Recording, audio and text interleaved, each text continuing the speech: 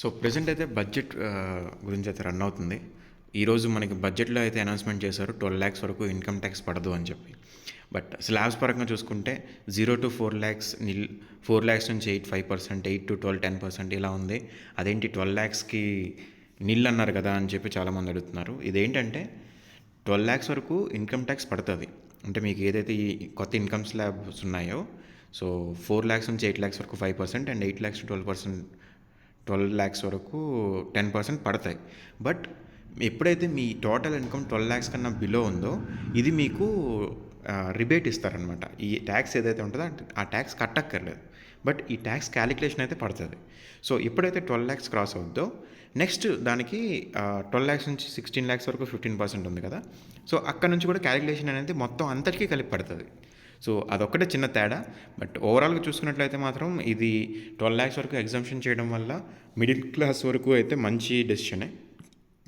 ఎవరికైతే 12,00,000 below income ఉంటుందో వాళ్ళందరికీ కూడా ఇది ఒక మంచి అడ్వాంటేజ్ అని చెప్పాలి.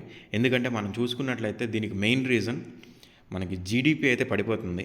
ఎందుకంటే ప్రతి ఒక్కరు కూడా ఖర్చులు బాగా పెరిగిపోయాయి.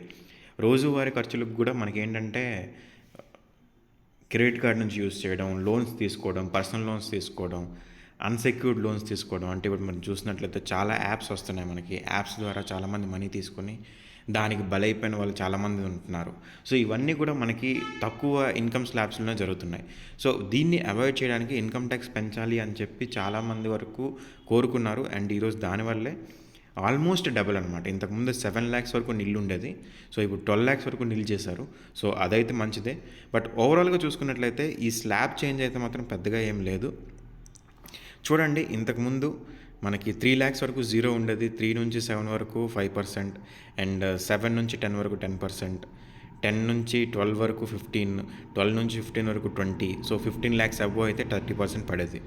సో ఇప్పుడు 15,00,000 ఉన్న వాళ్ళకి 15%లోనే ఉంటారు. సో ఆల్మోస్ట్ సగం అయిపోద్ది అనమాట వాళ్ళకి ఇన్కమ్ ట్యాక్స్ అనేది. సో ఇక్కడ వాళ్ళ వరకు సేఫే. అండ్ నెక్స్ట్ మనకి ఇన్కమ్ ట్యాక్స్లు కూడా పెంచారు. 24,00,000 వరకు కూడా పట్టుకెళ్ళారు. సో ఓవరాల్గా చూసుకున్నట్లయితే కొంచెం బెటరే.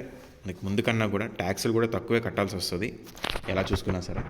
సో ఓవరాల్గా అయితే మంచిదే. అండ్ ఇది ఒకటే కాదు, ఈరోజు బడ్జెటింగ్లో ఇంకొక 2 పాయింట్లు కూడా ఉన్నాయి. ఆ 2 పాయింట్లు ఏంటంటే, ఒకటి ఇన్ కేస్ ఒక ఓనర్కి 2 హౌసులు ఉన్నాయనుకోండి, ఆ 2 హౌసులు ట్యాక్స్ క్లెయిమ్ చేసుకోవడానికి అవ్వదు. ఏదో ఒక హౌస్ మీద ట్యాక్స్ క్లెయిమ్ అయితే చేసుకోగలిగేవారు. ఇప్పుడు ఏంటంటే 2 హౌసులు ఉంటే 2 హౌసుల మీద కూడా ట్యాక్స్ క్లెయిమ్ చేసుకోవచ్చు.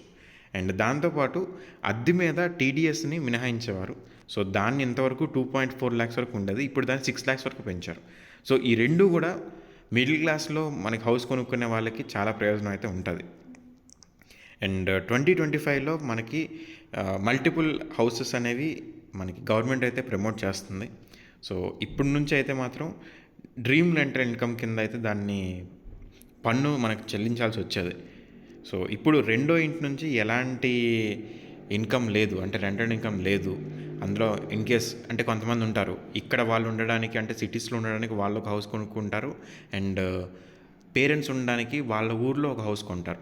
సో ఇలా 2 హౌసెస్ ఉన్న వాళ్ళకి చాలా ఇంతకుముందు ఇన్కమ్ ట్యాక్స్లో ట్యాక్స్ కట్టాల్సి వచ్చేది. ఇప్పుడు అందులో మనకి ఎగ్జంప్షన్ అయితే వస్తుంది. అండ్ రెండు కూడా తనే ఉంటున్నట్లుగా అయితే మాత్రం దాన్ని క్లెయిమ్ చేసుకోవాల్సి వస్తుంది. సో అలా చేసుకున్నట్లయితే మాత్రం ఖచ్చితంగా దీనివల్ల అడ్వాంటేజ్ ఉంటుంది. అండ్ రియల్ ఎస్టేట్కి ఈ పాయింట్ అనేది చాలా అడ్వాంటేజ్ అనమాట. అండ్ అలాగే అద్దె గురించి వచ్చేసరికి టీడీఎస్ అనేది 10% వరకు కట్ చేసుకొని ఉండేది, కట్ చేసుకునే ఆప్షన్ ఉండేది. ఇప్పుడు ఏంటంటే ఆల్మోస్ట్ దాన్ని 6 lakhs వరకు పెంచారు.